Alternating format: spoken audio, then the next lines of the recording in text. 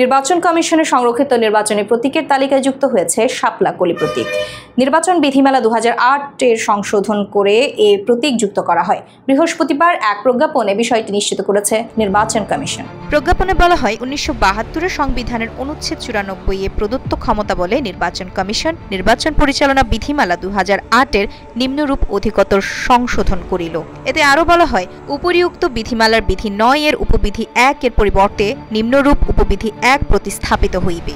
এই বিধির অন্যান্য বিধান সাপেক্ষে কোনো প্রতিদ্বন্দ্বী প্রার্থীকে অনুচ্ছেদ 20 এর দফার অধীন স্থগিতকৃত প্রতীক ব্যতীত নিম্নবর্তী প্রতীকগুলো হইতে প্রাপ্যতার সাপেক্ষে যে কোনো একটি প্রতীক বরাদ্দ করা যাইবে। শাপলা প্রতীক নিয়ে জাতীয় নাগরিক পার্টি নির্বাচন কমিশনের সঙ্গে টানাটানি চলছিল। এ নিয়ে এনসিপির সঙ্গে দফায় দফায় ইসির চিঠি চালাচালি বৈঠক হয়। সবশেষ গত 7 অক্টোবর আবারও শাপলা চেয়ে নির্বাচন কমিশনকে প্রতীকের 7টি নমুনা চিত্র পাঠায় এনসিপি। তবে এটিও আমলে নেয় না ইসি। পাল্টা চিঠি দিয়ে কমিশনের সাফ বক্তব্য, বিধিমালার তালিকা থেকে কোনো একটিকে বেছে নিতে হবে প্রতীক হিসেবে। বলা হয়েছিল, জবাব না পেলে নিজেদের সিদ্ধান্তেই প্রতীক বরাদ্দ দেবে কমিশন। গত 19 অক্টোবর প্রতীক পছন্দের শেষ দিন ছিল। তবে সে সময়ও শাপলা ছাড়া অন্য প্রতীক নেবে না বলে জানায় এনসিপি। অবশেষে আজ প্রতীকের তালিকা সংশোধন করে শাপলা কলি যুক্ত করে ইসি।